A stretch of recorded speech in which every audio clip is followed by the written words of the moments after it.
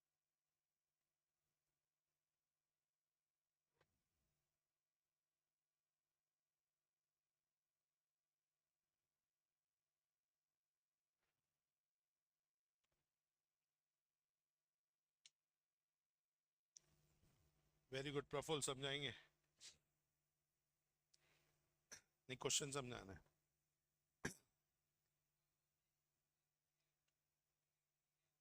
कितनी तारीख को नोटिस दिया है? 7 तारीख को। अच्छा, 16 अगस्त को दिया है। और मीटिंग कब करना चाहते हैं? 7 सितंबर को। कुछ मेंबर्स हैं जो क्या बोल रहे हैं कि उन्होंने कंपनीज एक्ट को कंप्लाई नहीं किया with regard to the period of notice. कितना देना चाहिए पीरियड ऑफ नोटिस? 21 डेज का। तो आपसे पूछा गया पहला question, whether the meeting has been validly called. आइए चेकआउट करते हैं, वैलिडली कॉल्ड है कि नहीं। 16 तारीख को उन्होंने नोटिस पोस्ट किया है, तो जाने में 48 घंटे, तो 16 और 17 कहां से काउंटिंग होगी? 18। 18 से कितने गेन? ओके, 18, 19, 20, 21, 22, 23, 24, 25, 26, 27, 28, 29, 30, 31 होगा? यस और नो? कितने बच्चों को लग रहा है नो होगा? 31? यस, अगस्त में 31 होता है, तो 31, 1, 2, 3, 4, 5, 6, 7, तो कितना हो गया? 21 दिन हो रहे हैं। कितनी तारीख को? 7 तारीख को। और अगर देखा जाए तो मीटिंग भी कितनी तारीख को रखी जा रही है? 7 तारीख को। क्या ये सही है?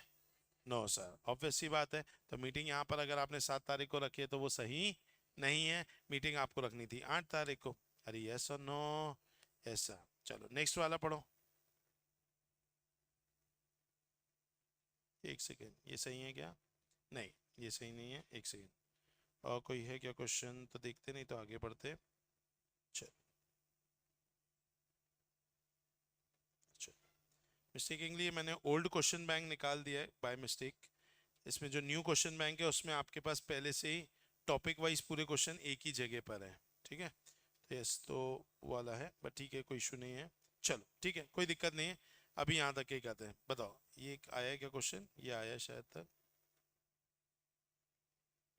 हाँ, ये एक और क्वेश्चन देखो।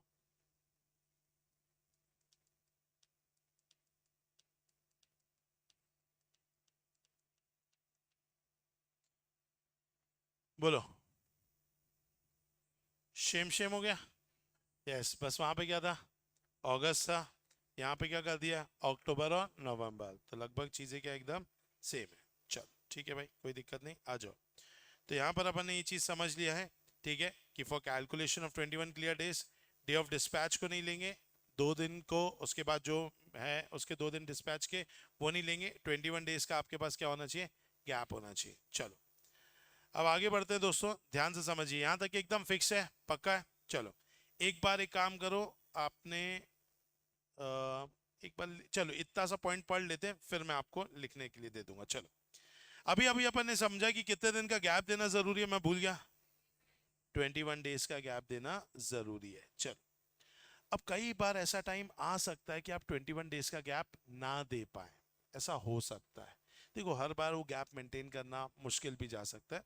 तो लॉ मेकर ने एकदम स्ट्रिक्ट नहीं हुआ, लॉ मेकर ने बोला है कि शॉर्टर नोटिस भी आप दे सकते हैं। क्या दे सकते हैं बेटा? शॉर्टर नोटिस भी आप चाहें तो दे सकते हैं। लेकिन अगर मीटिंग बुलाना है शेयर होल्डर्स की, तो उन्हें शॉर्टर नोटिस देकर के अगर आप बुलाना चाहते हैं तो आपको पहले से ही उनकी क्या लेनी पड़ेगी? कंसेंट। एकदम रूटीन है, ऑर्डिनरी है बेटा। आज अगर मान लीजिए, सोचिए अचानक से मेरे मन में आया कि यार एक क्लास रखनी है आपकी, अपना कोई प्लान था नहीं, अब क्लास अचानक से मन में आया कि यार क्लास रखनी है, तो मैं आपको ऑर्डर मोड में फिर बात नहीं करता। मैं आपसे कौन से मोड पे बात करूंगा? रिक्वेस्ट मोड पे, कि यार ये मैं प्लान कर रहा हूँ ऐसी क्लास रखने की, क्या आप लोग आओगे क्या उस क्लास में? तो मुझे आपका क्या लेना पड़ेगा? कंसेंट। क्योंकि मुझे पता है कि मैं अर्जेंटली क्लास बुला रहा हूँ। अर्जेंटली अगर मीटिंग होगी, शॉर्टर नोटिस पे अगर मीटिंग होगी, तो फिर यहाँ पे ऑर्डर टोन नहीं होगी कि भैया मीटिंग रख रहे हैं आ जाना। फिर हमारी जो टोन होगी वो होगी रिक्वेस्टिंग टोन, जहां पे अगर आप कंसेंट दोगे तो ही मीटिंग को रख पाएंगे, अदरवाइज मीटिंग को रख नहीं पाएंगे। तो इसके लिए बोला गया शॉर्टर नोटिस भी अलाउड है। क्या बोल दिया गया? शॉर्टर नोटिस देना भी अलाउड है, मतलब 21 दिन से कम गैप भी अगर आप दोगे तो भी चलेगा। लेकिन आपको जब पूछना है तो कंसेंट लेना है, तो कितने लोगों की कंसेंट लेने पर आप मीटिंग रख सकते हो? तो यहां पे बताया गया दोस्तों कि अगर आप एजीएम बुलाना चाहते हो, क्या बुलाना चाहते हो? एजीएम। एजीएम साल में कितनी बार होती है? एक बार। भीड़ होनी चाहिए नहीं होनी चाहिए? ग्रैंड होना चाहिए, ग्रैंड इवेंट होना चाहिए। तो इसलिए ऐसा बोल दिया गया है कि भाई क्योंकि हमें यहाँ पे भीड़ चाहिए, क्या चाहिए बेटा, भीड़ चाहिए है। तो एजीएम में भीड़ चाहिए, तो कम से कम 95% of the members who have got the voting powers, 95% of the members who have got the voting power, उनसे आपको क्या करना पड़ेगा, पूछना पड़ेगा। 95% लोगों से पूछना, मतलब उनका हाँ लेना, पूछना तो सभी से, कम से कम कितने लोगों का हाँ आना चाहिए, 95% of the members who are having the voting power. क्योंकि भैया हमें भीड़ चाहिए, 95% लोग अगर हाँ बोलते हैं तो आप शॉर्टर नोटिस में भी रख दोगे तो हमें कोई तकलीफ नहीं है। यहाँ पे हमें क्वांटिटी चाहिए, औकात नहीं चाहिए, क्वांटिटी चाहिए। क्वांटिटी मतलब ज्यादा से ज्यादा भीड़ चाहिए, भले ही 1 शेयर वाला हो, 1000 शेयर वाला हो, 1,00,000 शेयर वाला हो, हमें उससे कोई मतलब नहीं। 95% ऑफ दी मेंबर, अगर मेरे यहाँ पे 10,000 मेंबर हैं तो 9,500 मेंबर से ज्यादा मेंबर्स हाँ बोलने को मांगता, तो फिर आप एजीएम को 21 दिन नहीं 19 दिन के गैप में रखो, 17 दिन के गैप में रखो, 10 दिन के गैप में रखो, हमें कोई दिक्कत नहीं है। समझ में? ये किसके बारे में बात की, एजीएम। अब ईजीएम के बारे में बात करें। EGM stands for extraordinary general meeting. Extraordinary general meeting मतलब यहाँ पे कुछ तो भी इंपॉर्टेंट हो रहा होगा। तो इंपॉर्टेंट हो रहा है ना, तो लॉ मेकर ने यहाँ पे बोला हमें क्वांटिटी नहीं क्वालिटी चाहिए। इंपॉर्टेंट मैटर डिस्कस होने वाला है, तो हमें क्वांटिटी नहीं चाहिए, हमें क्या चाहिए, क्वालिटी। मतलब उतने लोगों की आपको कंसेंट लेनी पड़ेगी। क्या बोला मैंने, उतने लोगों की आपको कंसेंट लेनी पड़ेगी जिनके पास 95% ऑफ द वोटिंग पावर है। उतने लोगों की कंसेंट लेनी पड़ेगी जिनके पास क्या है, 95% ऑफ दी वोटिंग पावर है। मतलब यहां पर वो इक्का दुक्का ऐसे शहर वालों की इज्जत नहीं है। इतने लोगों से पूछो जितने लोगों के पास कितनी वोटिंग पावर है, 95% ऑफ दी वोटिंग पावर। मतलब मेरी कंपनी 1,00,000 करोड़ की है अगर मान लीजिए, तो 95,000 करोड़ रुपए जितने भी लोगों ने मिलके लगाए होंगे, कम से कम उतने लोगों की आपको क्या लेनी होगी, कंसेंट लेनी होगी। और सिर्फ उतने से नहीं चलेगा, प्लस मेजॉरिटी इन नंबर भी पूरा करना होगा। मतलब 100 लोग हैं तो 51 लोग हाँ बोलने को मांगता, और उन 51 लोगों के पास कितना होना चाहिए, 95% ऑफ दी वोटिंग पावर। 51 लोगों ने हाँ बोल दिया, लेकिन वो बेरोजगार टाइप के लोग हैं, उनके मात्र 5 करोड़ रुपए लगे। 51 लोगों के कितने लगे, मात्र 5 करोड़ रुपए लगे। अब वो लोग अगर हाँ बोल रहे होंगे तो उन लोगों के हाँ बोलने से ईजीएम होने वाली नहीं है। ईजीएम के लिए अपन को दोनों चाहिए, क्या ये दोनों चाहिए बताइए, मेजॉरिटी नंबर भी चाहिए और उनके पास 95% ऑफ द वोटिंग पावर भी होनी चाहिए। किसके बारे में बात कर रहे हैं अपन, ईजीएम। तो ईजीएम में दोनों चीज होनी चाहिए। समझ में आया कि नहीं आया, पक्का? आज मैं रिलायंस की बात करूं बेटा, तो रिलायंस के अंतर्गत अगर मैं बात करूं तो मुकेश अंबानी और अंबानी फैमिली के पास ही पता है कितना है, 52.9%। कितना है, 52.9%। तो इन लोग को अगर ईजीएम बुलानी होगी तो इनका तो मेजोरिटी नंबर वही 5-6 लोग अगर बोल देंगे ना हम लोग आ रहे हैं, गेटिंग अप माय पॉइंट, तो इनके पास अगर देखा जाए तो भाई, अगर देखा जाए वो 5-6 लोगों के पास, चलो 52.9 के बदले मैं बढ़ा देता हूं, मान लो उन लोग के पास है नहीं, लेकिन मान लो उन लोग के पास कितना है, 96% है। कितना है उन 6 लोगों के पास, 96%। अब वो बोलते कि भैया हम ईजीएम करना चाहते हैं 2 दिन बाद, तो उन 6 लोगों के बोलने से हो जाएगा क्या, नो सर, क्योंकि उनके पास है तो 96%। बट प्रॉब्लम ये है कि हमारे जो शेयर होल्डर हैं वो है 35 लाख रिलायंस के अंदर। तो कम से कम कितने लोगों को, 17.5 लाख प्लस शेयर होल्डर्स अगर यस बोलेंगे और इन लोग भी यस बोलेंगे तो ही ईजीएम हो पाएगी। कितने टर्म में, 21 दिन से कम दिनों में। आया कि नहीं आया, पक्का? तो वापस रिवाइज करा रहा हूं, हम क्या पढ़ रहे हैं, हम ये पढ़ रहे हैं कि भैया जब भी आपको नोटिस देना होगा तो कितने दिन का गैप देना होगा, 21 डेज का गैप देना होगा, जिसमें डे ऑफ डिस्पैच नहीं काउंट होगा। 2 दिन नोटिस जाने के वो काउंट नहीं होंगे, और डेट ऑफ मीटिंग काउंट नहीं होंगे। शुद्ध कितने दिन बचने चाहिए बीच के, 21 दिन बचने चाहिए। ओके, फिर नेक्स्ट बोल दिया गया है, अगर कम दिन का नोटिस देना चाहते हो चल जाएगा, अगर एजीएम होगी तो कम से कम कितने लोगों से पूछना है, 95% of the members who are having the voting power. यहां हमें क्या चाहिए, क्वांटिटी। एजीएम साल में एक बार हो रही है, ग्रैंड इवेंट होना चाहिए, कम लोगों से बात नहीं चलेगी, भीड़ भड़का पूरा चाहिए। तो कितने लोगों से पूछ लो, 95% ऑफ द मेंबर्स। ईजीएम में हमें भीड़ भड़का नहीं चाहिए, क्वालिटी लोग आने चाहिए। तो मेजॉरिटी नंबर, दैट इज 100 लोग हैं तो 51 लोग, प्लस उनके पास क्या होनी चाहिए, 95% ऑफ द वोटिंग पावर। क्या ये बात समझ में? अच्छा, अगर एक कंपनी है, जो कि कौन सी कंपनी है, गारंटी कंपनी है, कौन सी कंपनी है बताइए, गारंटी कंपनी है, तो गारंटी कंपनी के अंतर्गत यहाँ पे सिर्फ इतना बोल दिया, मेजोरिटी नंबर ने, उतने ही मेंबर से पूछ लो जिनके पास 95% ऑफ द वोटिंग पावर हो, सिर्फ उतने ही मेंबर, वो 2 हो 4 हो 6 हो, हमें कोई मतलब नहीं। अगर ऐसी कंपनी है, जो कौन सी कंपनी, गारंटी, क्या आपने कभी पढ़ा है गारंटी कंपनी के बारे में, क्या होती है गारंटी कंपनी, जिसमें शेयर कैपिटल जो है वो नहीं होती है, इसके अंतर्गत मेंबर क्या देते हैं, गारंटी, कि हम इतना अमाउंट आपको देंगे, वो भी कब देना पड़ता है, at the time of winding up. अरे याद है कि भूल गए, याद है, तो गारंटी कंपनी के केस में मेंबर्स जिनके पास कितना है बताइए, 95% ऑफ दी वोटिंग पावर, मतलब हमें यहाँ पे क्वांटिटी से मतलब नहीं है, किससे मतलब है, क्वालिटी से। अरे आया कि नहीं आया, पक्का बोलो, यस और नो, अच्छे से समझ में आए, अच्छा, चलो एक सेकेंड, अपन ने एक क्वेश्चन पिछली क्लास अभी अभी किया था, आइए एक बार वो क्वेश्चन वापस देखते हैं। चलिए, यहाँ पर हमने देखा था सेक्शन 101 एक एक एक एक, कहाँ चला गया, यस यही है, नहीं ये रहा, ये भी नहीं है, आ, आ, आ, आ, आ, आ, आ, आ, आ, आ, आ,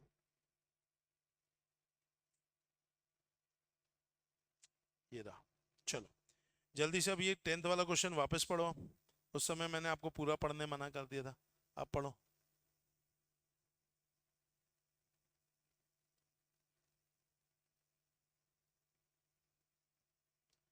28 सितंबर को क्या कर रहे हैं, मीटिंग, जिसके लिए नोटिस कब दिया रहे, 9। अगर 28 माइनस 9 भी करोगे ना तो समझ में आ जाएगा, गैप 21 दिन का नहीं दिया है। अरे 21 दिन का गैप देने के लिए 9 से ही कैलकुलेट कर लो, 21 दिन तो भी 30 तारीख होती है, तो इतना तो थोड़ा कॉमन सेंस रखना पड़ेगा। बट इन्होंने एक अच्छा काम किया है, इन्होंने कंसेंट ले लिया कितने लोगों से, 90%। अब आपसे पूछ रहे हैं क्या नोटिस वैलिड है, तो यस वैलिड है, अरे कंसेंट ले ली ना, 90% था, 95% था, तो 95% लोगों से इन्हें कंसेंट लेनी थी, और इन्होंने कंसेंट कितनों से लिया है, 90% से, इसीलिए उसे क्या नहीं बोलेंगे, वैलिड नहीं बोलेंगे। इसलिए अगर आप नीचे पढ़ेंगे तो क्या लिखा हुआ है, in the given question AGM was called by given कितना, less than 21 days clear days notice, ठीक है, also consent for calling a shorter period was given only by, consent was given by only 90%, that is less than 95%, hence such meeting cannot be said to be validly called। नहीं आया क्या, आ गया, पक्का, अच्छे तरीके से, चलो तो एक बार जल्दी से आइए ये डायग्राम ड्रॉ कर लीजिए, चलो बनाएंगे डायग्राम।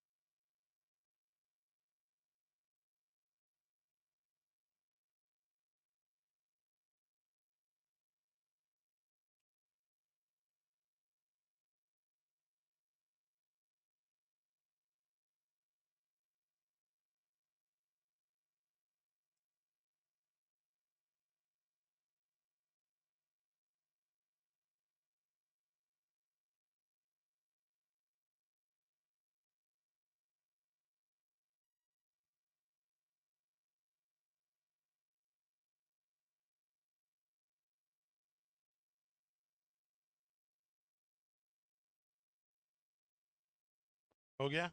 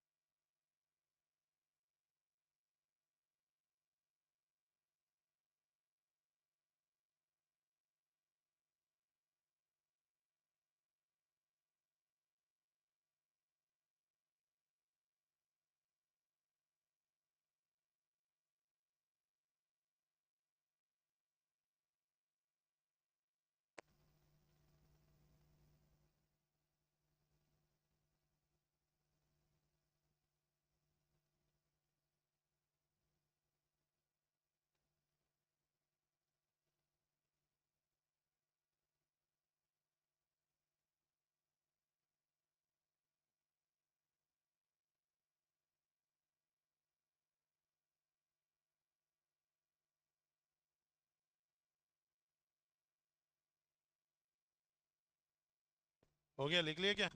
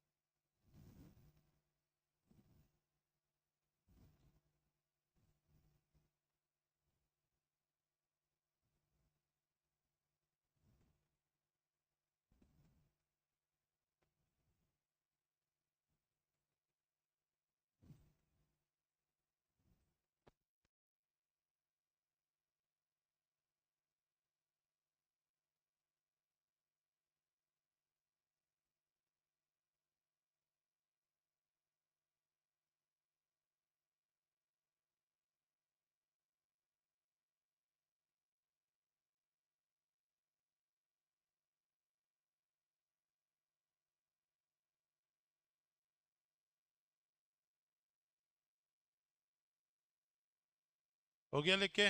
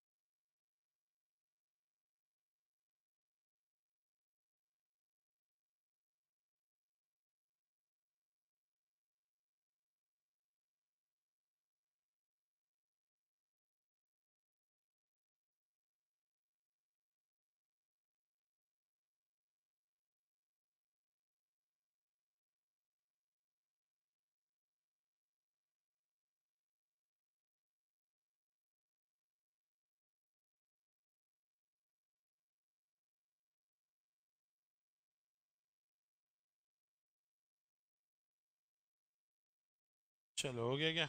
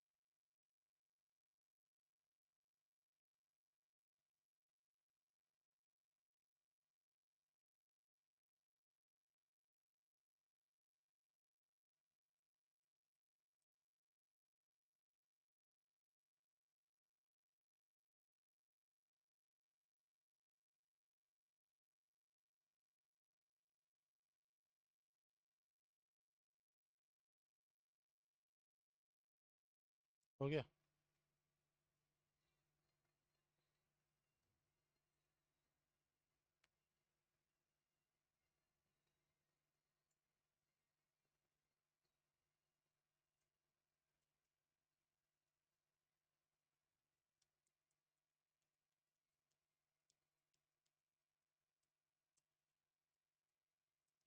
हो गया सभी का?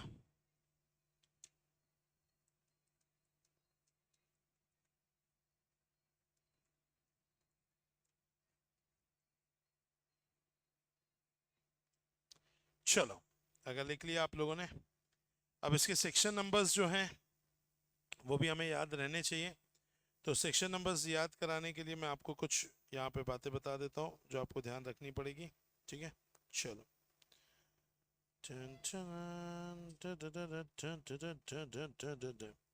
इस चैप्टर में अपन पढ़ेंगे सेक्शन नंबर 96 से लेकर के 118 तक ओनली। ठीक है, यस। और यही पूरे सेक्शन नंबर्स अपन को याद भी होने चाहिए। तो इनकी कुछ ट्रिक्स एंड टिप्स हैं, कुछ ऐसे ही याद करना होगा, कुछ ट्रिक्स एंड टिप्स से याद करना होगा। सबसे पहला जो आप सेक्शन देख सकते हैं बेटा, वो है सेक्शन नंबर 96, जो कि बात करता है किसके बारे में? एजीएम के बारे में। एजीएम की मैंने आपको टाइमिंग नहीं बताई है, लेकिन टाइमिंग इसके सेक्शन से ही आपको याद हो जाएगी कि सुबह 9 बजे से लेकर शाम के 6 बजे तक ही एजीएम हो सकती है। दिल ढलने के बाद अगर जो भी मीटिंग्स होती हैं उन्हें बिजनेस मीटिंग ना बोला जाए तो अच्छा रहेगा बेटा। ठीक है, तो इसीलिए क्या बोल दिया गया कि भैया सुबह 9 बजे से लेकर के शाम के 6 बजे तक, यस कंपनी लॉ में लिखा है, अपन आगे जाके पढ़ेंगे इसे, कि सुबह 9 बजे से लेकर के शाम के 6 बजे तक ही क्या होती है? एजीएम होती है। तो इसी से याद रखेंगे सेक्शन नंबर कौन सा? 96। क्या याद रखेंगे? सेक्शन नंबर 96 किसके बारे में बात करता है? एजीएम की। ओके, अच्छा, एजीएम के अलावा एक और मीटिंग होती है, कौन सी? ईजीएम होती है। अब ईजीएम की बात की जाए तो ईजीएम मतलब एक्स्ट्रा ऑर्डिनरी। आपकी जिंदगी में सीए इंटर में एक्स्ट्रा ऑर्डिनरी कब होगा बेटा? जब आप 100 में से 100 ले आओगे किसी भी सब्जेक्ट में, वही एक्स्ट्रा ऑर्डिनरी पल होता है। और वही है हमारी एक्स्ट्रा ऑर्डिनरी जनरल मीटिंग का बेटा सेक्शन नंबर 100। क्या है बेटा? Section number 100, that is about the extra ordinary general meeting. Okay, अच्छा, ये जो नोटिस आते हैं, नोटिस ऐसे ही आ जाएगा क्या उड़ता उड़ता कागज में? नहीं, किस में आता है वो नोटिस? पोस्ट से आएगा। तो पोस्ट में भी ऐसे ही कागज आ जाएगा क्या? Envelope, very good. एनवेलप को अपन हिंदी में क्या बोलते हैं? लिफाफा। लिफाफे में क्या डालते हैं? शगुन। क्या डालते हैं बेटा? शगुन। और शगुन का क्या होता है? 101। तो section number 101 is for the notice. Section 101 क्या है? नोटिस। तो 3 सेक्शन याद हो गए। सेक्शन 96 बात करते हैं ईजीएम, सुबह 9 बजे से लेकर शाम के 6 बजे तक। सेक्शन नंबर 100 बात करता है किसकी? EGM, extra ordinary general meeting. Section 101 बात करेगा किसकी बेटा? नोटिस, क्योंकि नोटिस किस में आता है? लिफाफे में। अरे आया कि नहीं आया? ओके। इसके अलावा अगर अपन बात करें तो सेक्शन 97, 98, 99 ऐसे याद हो जाएंगे। सेक्शन 97 जो है वो एनसीएलटी को पावर दे रहा है एजीएम को बुलाने की। अपन ने पढ़ा था बोर्ड ऑफ डायरेक्टर्स मीटिंग बुला सकते हैं, मेंबर्स मीटिंग बुला सकते हैं और एनसीएलटी। तो सेक्शन 97 पावर देता है कि आप एजीएम को बुला सकते हैं। कौन बुला सकता है? एनसीएलटी बुला सकता है। और सेक्शन 98 भी पावर देते हैं एनसीएलटी को कि आप क्या बुला सकते हैं? ईजीएम। क्या बुला सकते हैं बेटा? ईजीएम। तो एजीएम बुलाने के लिए पावर दी गई 97 में और ईजीएम को बुलाने के लिए पावर दी गई है 98 में। अरे समझ में आया कि नहीं? पक्का अच्छे से चलो। इसके अलावा सेक्शन 99, सेक्शन कौन सा बेटा? 99। इस सेक्शन 99 के बारे में बात की जाए दोस्तों, तो अगर आप इसे थोड़ा सा उल्टा ऐसा करें बेटा तो एक हॉकी की तरह बनता है बेटा। अरे देख रहे हैं हॉकी जैसा? यस, हॉकी से क्या करते हैं? खेलते हैं। लड़के बोल रहे मारते हैं बेटा, वेरी गुड नलायक। तो मारते हैं मतलब अपन क्या देते हैं बेटा? पनिशमेंट। क्या देते हैं अपन? पनिशमेंट। तो सेक्शन 99 किसके बारे में बताइए? Punishment for default in complying with provision. अरे आया कि नहीं आया? तो हमारे कितने बन गए? सेक्शन 96 से लेकर के 101 तक याद हो गया। 96 किसके ऊपर है? एजीएम। 97 है power of NCLT to call, power of NCLT to call EGM. 99 का है पनिशमेंट, 100 का है ईजीएम, 101 का है नोटिस। अरे खत्म हो गया रे, इतना ही तो पढ़ा है अपन ने। क्या क्या पढ़ा है? सेक्शन 96 का है AGM, 97 power of NCLT to call AGM, 98 power of NCLT to call EGM, 99 punishment, 100 EGM और 101 नोटिस। अरे याद हो गया? ऐसे पूरे सेक्शंस याद हो जाएंगे। हमें कितने सेक्शन पढ़ने हैं? मात्र और मात्र, अरे समझ में 118 तक के तो अपन इसी चैप्टर में पढ़ लेंगे बेटा। अरे आया कि नहीं आया? आइए। तो अगर अपन बात करें लास्ट टाइम, वापस से सेक्शन नंबर रिवाइज कराओ। 96 का है AGM, 97 power of NCLT to call AGM, 98 power of NCLT to call EGM, 99 punishment, 100 EGM और 101 नोटिस ऑफ द मीटिंग। कोई भी डाउट? पक्का? चलो, तो आज के लिए अपन कर रहे हैं इतना ही दोस्तों। मिलते हैं अपन नेक्स्ट क्लास में। नेक्स्ट क्लास में करेंगे आगे की बातें। आपका होमवर्क रहेगा जितना मैंने आपको यहाँ पर क्या किया है, लिखवाया है, तो एटलीस्ट उसे घर जा करके अच्छे से रिवाइज करेंगे। ठीक है, कल मैं आपसे इसके ऊपर पूछ सकता हूँ। समझ में आए? पक्का? चलो, तो आज के लिए कर रहे इतना ही दोस्तों। Thank you so much. Tata bye bye, see ya, bye bye.